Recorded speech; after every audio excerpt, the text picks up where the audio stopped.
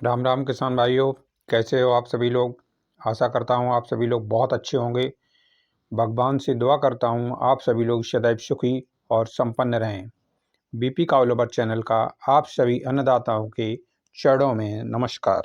किसान भाइयों, आज का टॉपिक है मच्छर और मक्खी किस प्रकार से हमारी गाय और भैंसों को परेशान करते हैं। गाय भैंसों के साथ साथ हम मानव जाति को भी बहुत परेशान कर दिया मच्छर और मक्खी ने। दो चीज़ों से हर व्यक्ति परेशान है। आप कहीं पर भी चले जाइए, खुले आवास में कहीं पर खाना नहीं खा सकते हैं। हरियाली बाग बगीचा में कहीं पर बैठ जाएं आप तो बैठ नहीं सकते हैं। गाय का दूध निकालने जाते हैं आप तो मच्छर इतने खतरनाक हो गए हैं, वो कपड़ों के ऊपर से अपना डंक चुबो देते हैं। और जब डंक चुबो देते हैं तो वहाँ पर खुजली होकर रह जाती है, एकदम इतनी बड़ी फलकी जैसी पड़ जाएगी पित्ती, और उसमें खुजली सी होने लगती है। अब हमारे पशुओं का कितना बुरा हाल है मच्छर और मक्खी से। यदि हम सुबह शाम धुआं वगैरह ना करें या कोई सॉल्यूशन ना करें तो गाय भैंस हमारी दूध नहीं निकालने देगी। इतने मच्छर मक्खी परेशान करते हैं, चाहे कोई भी सीजन हो। पहले क्या होता था, बरसात के मौसम में मच्छर होते थे, मक्खियाँ होती थी, लगती थी, लेकिन अब तो हर सीजन में आपको मच्छर और मक्खी मिल जाएंगे। तो आज मैं आप लोगों के लिए इनका समाधान लेकर आया हूँ। उससे पहले अब देखिए कितनी खतरनाक बीमारी है मलेरिया। किन से फैल रही? मच्छरों से। डेंगू मच्छरों से, चिकनगुनिया मच्छरों से। एक से एक खतरनाक बीमारियां मच्छरों से फैल रही हैं। इसी प्रकार से जानवरों में अभी एक खतरनाक दुनिया का भयंकर रोग जो फैला हुआ है लैंपी, जिससे लाखों की संख्या में गाय मर चुकी हैं। किसके कारण हुआ? कुछ तो टिक्स के कारण हुआ है, लेकिन अधिकतर जो फैला है किसके कारण? मच्छर और मक्खी के कारण। किसी एक गाय को यदि लंपी हो गया तो समझ लीजिए उसके पास में दूसरा कोई मच्छर जाएगा, वहां पर मक्खी जाएगी, उसको काटेगी। फिर उसके बाद में स्वस्थ जो हमारा पशु होगा उसको काट लेगी, तो दूसरे जानवर में भी वही लंपी की बीमारी फैल गई। ये तो अच्छी तरीका से जानते हैं, दूध वगैरह निकालने में दिक्कत होती है, जानवरों को बहुत परेशान करते हैं मच्छर। तो आज मैं मच्छरों पर समाधान लेकर आया हूं। उससे पहले आपको परिचित करा दूं। ये देखिए बड़ी वाली मक्खी, सबसे बड़ी मक्खी, इसको हम लोग ग्रामीण भाषा में डांस के नाम से जानते हैं।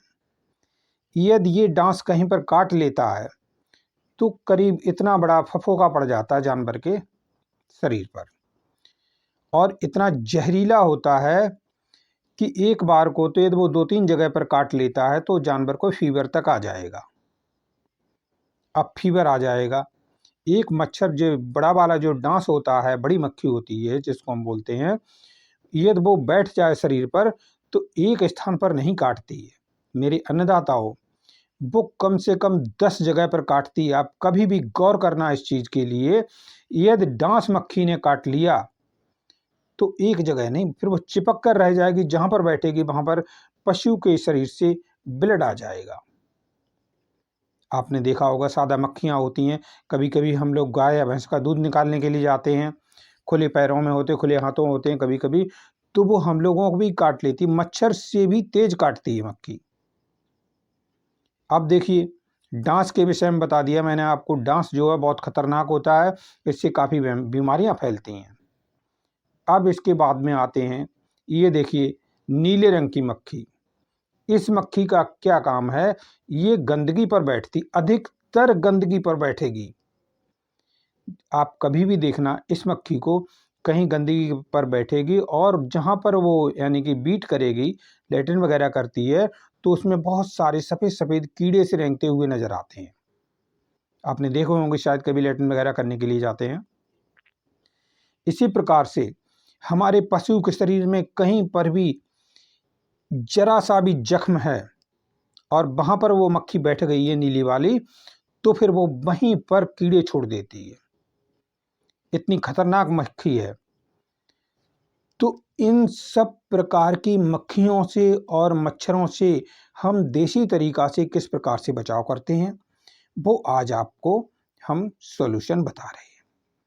सबसे पहले नंबर तो आपको लेना है 50 ग्राम जैतून का तेल।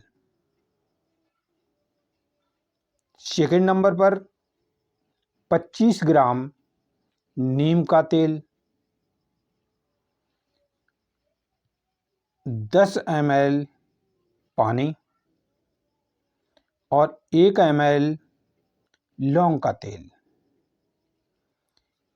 इन चीज़ों को हमें अच्छी तरीक़ा से मिक्स कर लेना है। जब हम इनको मिक्स कर लेंगे तो इसमें हमें क्या डालना है, 10 ग्राम पिसी हुई आमा हल्दी। आमा हल्दी देखिए ये साइड में चल रही, 10 ग्राम आमा हल्दी हम डालेंगे और करीब करीब 20-25 दाने पोटेशियम परमैंगनेट के, इनका हम एक घोल तैयार कर लेंगे। अब घोल तैयार करने के बाद आती है समस्या कि हम अपने पशु के उसको लगाएंगे कैसे, लगाने की समस्या आती है। क्या करना है, अभी बहुत सी कोरोना के दौर में सैनिटाइजर की बोतलें हर घर में आई हैं स्प्रे वाली। आप उस लिक्विड को उसी स्प्रे वाली बोतल में भर लीजिए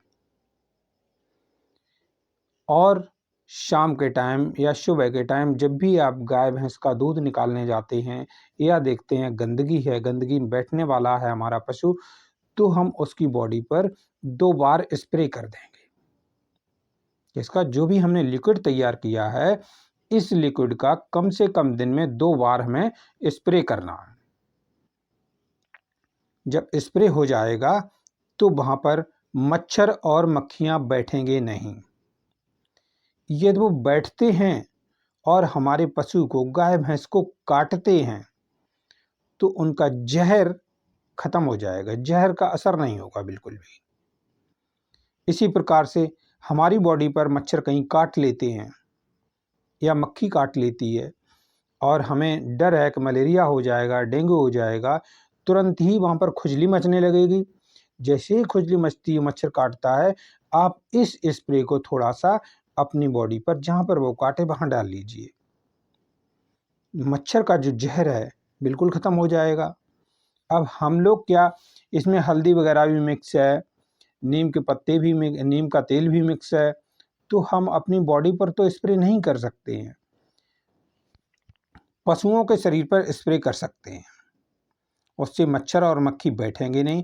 यदि बैठते भी हैं, किसी कारणवश बैठ जाते हैं, किसी स्थान पर छूट जाता है स्प्रे पड़ने के लिए और वो बैठ जाते हैं, तो वहाँ पर काटने पर उनका असर नहीं होगा।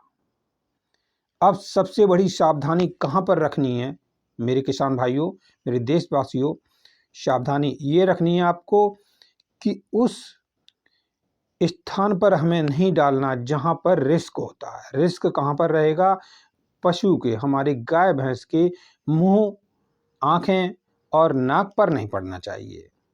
आप पूरी बॉडी पर 2 बार स्प्रे कर दीजिए और 2 बार स्प्रे करने में भाई साहब केवल ज़्यादा से ज़्यादा 5 ग्राम लिक्विड की ज़रूरत पड़ेगी। एक बार इस मटेरियल का आप बना लेंगे तो कम से कम 15 या 20 दिन तक आपका ये स्प्रे ख़त्म नहीं होगा। तो कैसी लगी आज की आपको ये जानकारी? यदि आपको ये जानकारी अच्छी लगी है तो हमारे चैनल को सब्सक्राइब कर लीजिए, लाइक कर लीजिए और शेयर कर लीजिए। आपकी बहुत बड़ी कृपा होगी, आपके छोटे भाई का कुछ भला हो जाएगा। और फिर मिलते हैं हम जल्दी एक नई समस्या और समाधान के साथ में। तब तक के लिए जय राम जी की।